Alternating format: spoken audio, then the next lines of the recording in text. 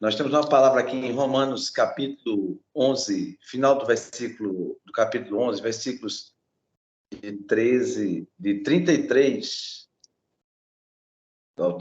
até o término do versículo, entrando para o capítulo 12, 1 e 2. Amém? A palavra, eu creio que Deus vai falar aos nossos corações. Falou comigo e me deu essa palavra para nós, nos sermos edificados em nome de Jesus. Vamos ler em nome de Jesus. Diz assim, ele começa falando sobre o cântico de sabedoria e diz assim, maior profundidade das riquezas, tanto de sabedoria como da ciência de conhecimento de Deus. E ele diz, quão insondáveis são os teus juízos e quão inescrutáveis são os teus caminhos. Porque quem conheceu a mente do Senhor? Ou quem foi revelado, quem foi seu conselheiro? Ou quem deu primeiro a ele para depois receber? E ele explica, porque dele, por ele, para ele são todas as coisas. Glória, pois, a ele eternamente. Amém. Entrando no capítulo 12, versículo 1 e 2, aí ele diz, rogo-vos, pois, irmãos, pela compaixão de Deus, que apresenteis os vossos corpos em sacrifício vivo, santo e agradável a Deus, que é o vosso culto racional. E não vos conformeis com este mundo, mas transformai-vos pela renovação do vosso entendimento, para que experimenteis qual seja a boa, perfeita e agradável vontade de Deus. Amém, meus amados irmãos? Texto abençoado. E nós podemos dividir ele em três partes. A primeira, Paulo, nós temos que entender que a maior epístola que Paulo escreve é a de Romanos, e é com o maior conteúdo teológico. Você vê, já começa no capítulo explicando, né? Essa carta que é direcionada a irmãos convertidos, e alguns estavam presentes ali no discurso de Pedro, e lá em Jerusalém, e cheios, e são pressionados, estão moram na maior metrópole do mundo, e é uma terra pagã, hostil com respeito à fé, e Paulo já estimula no capítulo 1, dizendo que nós não podemos nos envergonhar, os irmãos romanos não podiam se envergonhar do evangelho, pois era poder de Deus para salvar todo que crê. Aí ele fala do grego, né? E também judeu, todos mais. Mas à frente nós vamos ver Paulo falando da importância e tratando Jesus como o novo Adão. Nós vemos também, ele vai ressaltar a fé de Abraão. Eu acho lindo quando Paulo diz assim, olha, Abraão creu contra a própria esperança. Então, você vê que é uma carta que mexe muito. No capítulo 8, Paulo vai falar de alguns sofrimentos, ele fala justamente da perseverança da fé, e diz que fala sobre a intercessão do Espírito, e ele chega à conclusão que nada pode nos separar do amor de Deus. No capítulo 10, estou citando algumas coisas, são tantas coisas que tem nessa maravilhosa carta, e quando ele chega no capítulo 10, eu acho linda aquela questão que ele fala da conversão e da forma que a palavra está, como é que deve dizer, deve estar entranhada em nós, para gerar em nós uma verdadeira conversão. E no capítulo 10, versículo 7 ao 8, que ele diz assim, porque a palavra está perto de ti, na tua boca, no teu coração. Ele explica bem direitinho. E ele diz, esta é a palavra da fé. E pregamos, né? Não é uma palavra que só está na boca, não é uma coisa só de boca, de religiosidade, mas está dentro do coração, está no coração. E nós vemos, por que no coração? Porque Jesus já chamava a atenção dizendo o seguinte, se nós crêssemos nesta palavra, como diz as Escrituras, rios de água viva fluirão do nosso interior. Aleluia. E Paulo tem a preocupação, irmãos, nesse final do capítulo de número 11, dele falar justamente da pessoa de Deus, e que ele tem que e ele tenta, ele falando aqui, como Deus, ele é tremendo. E ele começa a dizer, ó, a profundidade das riquezas, tanto da sabedoria como do conhecimento de Deus.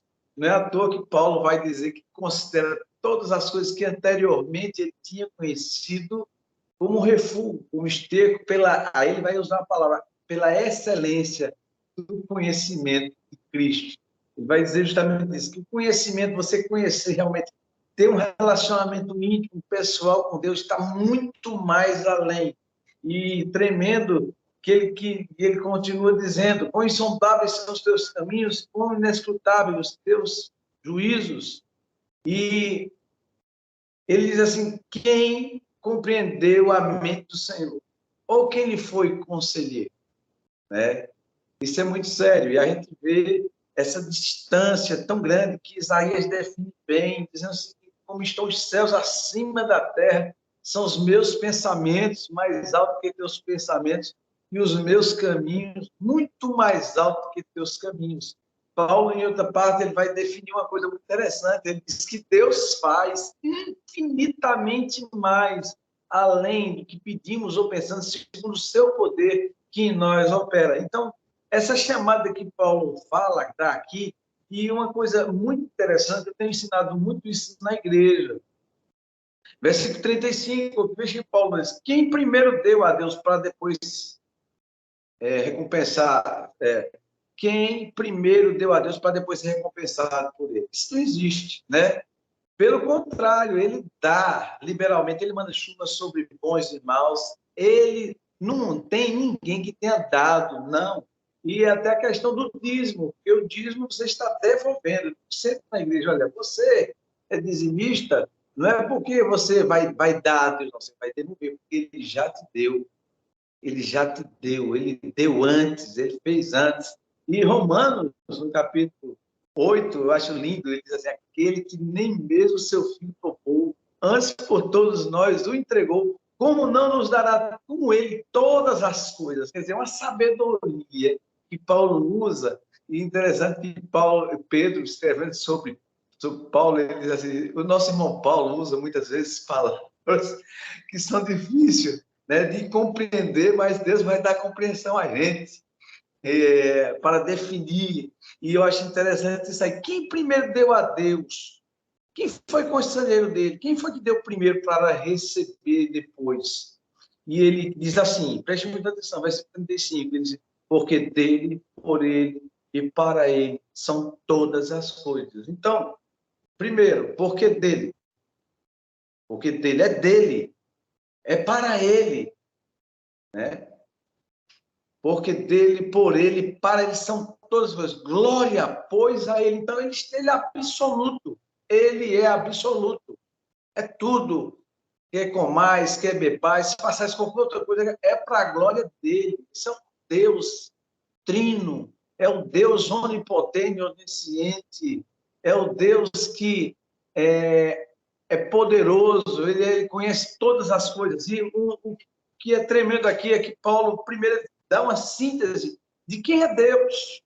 E agora ele fala de que forma nós devemos cultuar esse Deus. Aleluia. Olha para o versículo de número 12, capítulo 12, versículo 1. Olha o que Paulo vai falar aqui.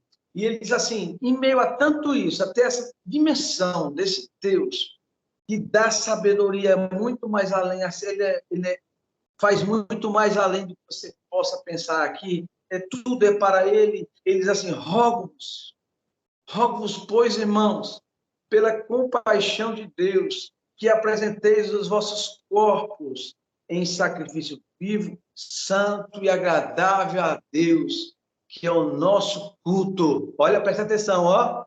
Racional. Hã? Eu sei o que eu estou fazendo. É o que é a palavra. Eu sei em quem tenho crido. É um culto racional. Eu sei a quem eu estou prestando culto, porque é dele, é para ele. O culto é para ele. O meu louvor é para ele.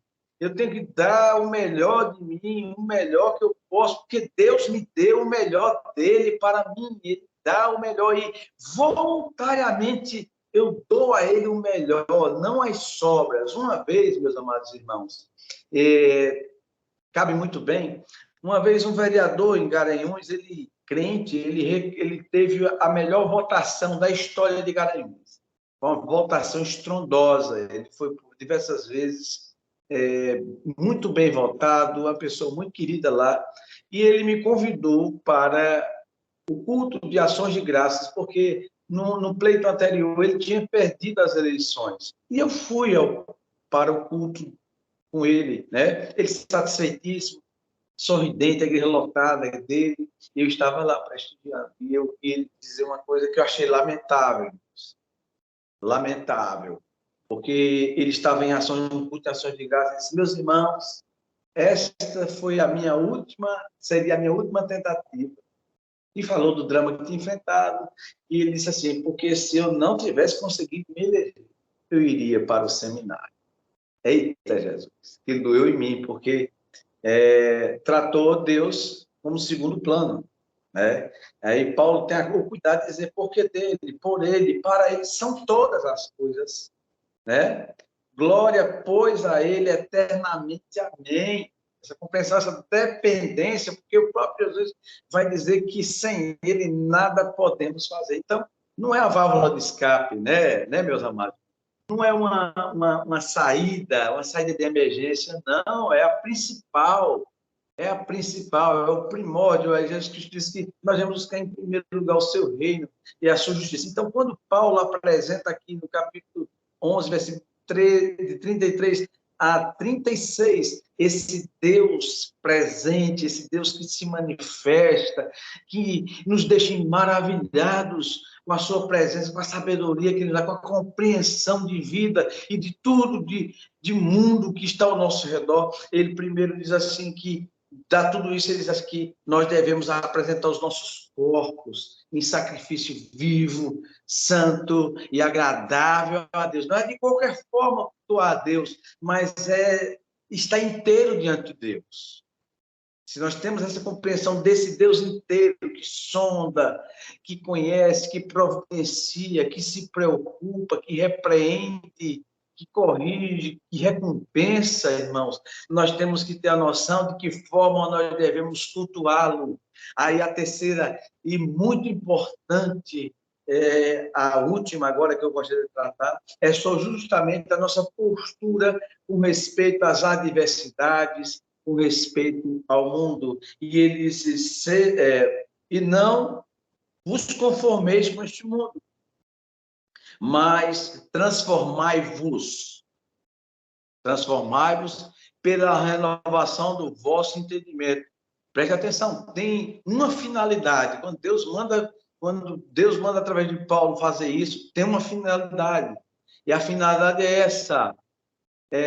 A finalidade é para que nós possamos experimentar qual seja boa, perfeita e agradável vontade de Deus. Eu primeiro tenho que ter uma renovação de entendimento. Não é à toa que Paulo escreve em Romanos 5, segunda aos Coríntios 5:17, dizendo o seguinte: se alguém está em Cristo, é uma nova criatura, as coisas velhas são passadas, tudo se fez novo. Então, quando Deus pede para que nós possamos não nos conformar com este mundo, mas que haja uma transformação de mente, é para que nós possamos experimentar qual seja boa, perfeita e agradável vontade de Deus. Só com a mente renovada, com conceitos diferentes. Quando a gente chega para Deus, a gente chega cheio de conceitos. E a gente é natural a dizer assim, né? Eu penso assim, eu acho assim. Se fosse eu fazer assim, mas a gente aprende na palavra que eu creio assim. Assim está escrito. É aprendendo tudo novamente. E é por isso que ele diz assim, para que renovação do entendimento, outro entendimento da vida, entendimento, e esse entendimento agora dizer o seguinte, que é por ele, porque dele, por ele, para ele são todas as coisas. A minha vida é para ele, a minha vida é do mestre, meu coração é do meu mestre. A Deus eu entreguei o barco do meu ser e saí de mar afora. Aleluia! E como dizia o hino antigo, ele é o nosso timoneiro. Ele sabe bem guiar. E está aqui, quando nós apresentamos, que nós possamos chegar com o coração realmente voltado, irmãos, dedicando realmente, sabendo que o culto é para o Senhor, sabendo que as nossas ações de um culto é para a glória de Deus. Não é à toa a coisa que Deus mais tem falado ao meu coração, Glauber, irmão Damião e demais irmãos. É assim, glorifique a minha presença. E por que o senhor está dizendo isso, pastor? Vou dizer agora. Jesus disse certa vez, onde estiverem 2 ou 3 reunidos em meu nome, aí eu estou presente. Amém, meus irmãos? 2 ou 3. Pode ter 1 milhão, mas onde tiver 2 ou 3, ali Deus já se faz presente. Mas sabe qual é a nossa postura, irmãos? Quando nós não entendemos isso, quando não temos uma mente, um novo entendimento, nós pensamos, fulano faltou, Beltrano. Claro que faz falta, mas o que Deus tem falado no meu coração é isso. Em vez de lamentar a ausência, guarde isso no seu coração. Em vez de lamentar a ausência, glorifique a presença. Em vez de lamentar a ausência, glorifique a minha presença. Glorifique, exalte, bendiga o nome do Senhor. As maiores manifestações do poder de Deus, irmãos, eu digo sempre isso, olha, lá na transfiguração, está lá Jesus orando, Pedro chega curioso, quando olha, está quem? Moisés e Elias confortando o Senhor Jesus. Que visão extraordinária, que tremendo. Quem não queria estar, irmãos, numa visão tremenda legal? Mas tinha muita gente, tinha plateia? Não tinha plateia. Não tinha plateia, mas ele se fazia presente. O nosso amado irmão, já encerrando, nosso amado irmão Armando Filho, ele fez uma música Seguidores pelo Pão. Não sei se vocês conhecem ela, dê uma olhadinha nela, que ela é muito bonita a música. Ele diz assim, a um certo dia Cristo, olhando a multidão, movido pelo amor, multiplicou o pão. Queria que os homens vissem um sinal de um Deus que tem poder real. Depois daquele dia, muitos foram ao Senhor, não era o pão do céu, não era o seu amor, que os faziam estar seguindo aquela luz. Deixaram logo então Jesus. Seguidores pelo pão, que perece sempre grande multidão. Cristo quer que busque a Deus pelo pão que vem do céu. É por esse entendimento que nós devemos buscar o Senhor. Saber que a profundidade das igrejas, nós somos, é por isso que o Salmo diz, eu sou mais sábio que todos os sábios, eu medito na tua palavra. Esse entendimento que o culto é para Deus, culto que nós estamos ali nos debruçando na presença do Senhor e apresentando nossos corpos sacrifício vivo, santo e agradável a Deus, porque temos conhecimento prático, real, de senti-lo em nosso coração, de senti-lo em nossa defesa, em nossa intercessão, fazendo proezas, fazendo coisas que são maravilhosas, são estrondosas, que não há explicação, movendo a nossa fé e fazendo com que as pessoas fiquem sem palavras. É por tudo isso que o apóstolo Paulo exorta aos irmãos de Roma, dizendo o seguinte, que nós não podemos nos conformar com este mundo, mas que temos que ter uma visão diferente, um entendimento diferente. Eu fico chocado, às vezes, quando as pessoas mandam um zap dizendo assim, vão acabar com a família, olha, vão acabar, vão fazer. Não vai, irmão. Deus planejou e faz.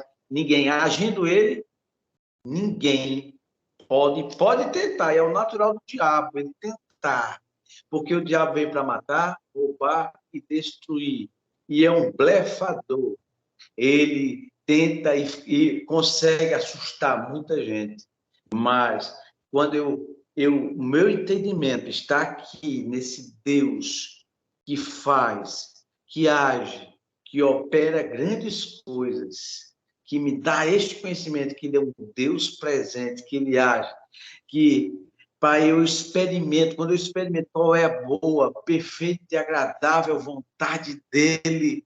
Ai, meus irmãos, os mandamentos dele não são penosos, porque eu aprendi que eu renunciei ao eu, não mais eu, né?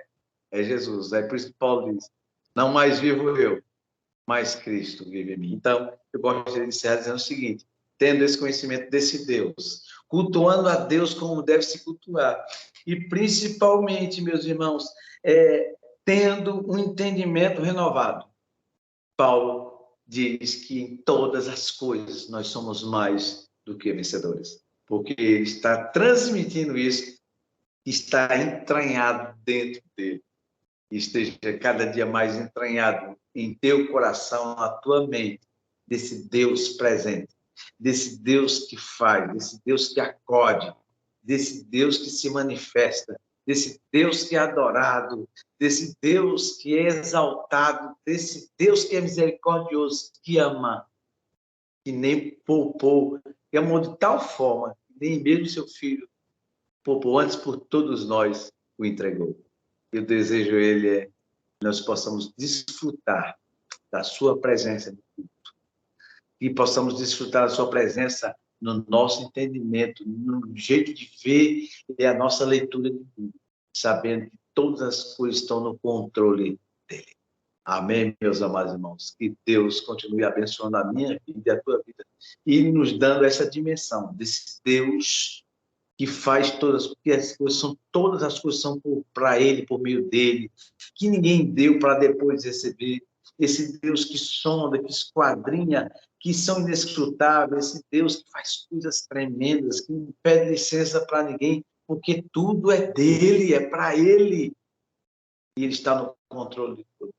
Grande abraço, a paz do Senhor e a minha gratidão a Deus por todos que estão conosco, crendo que Deus falou com o meu coração falou o seu coração através da sua palavra, do seu Espírito. Amém. Glória a Deus.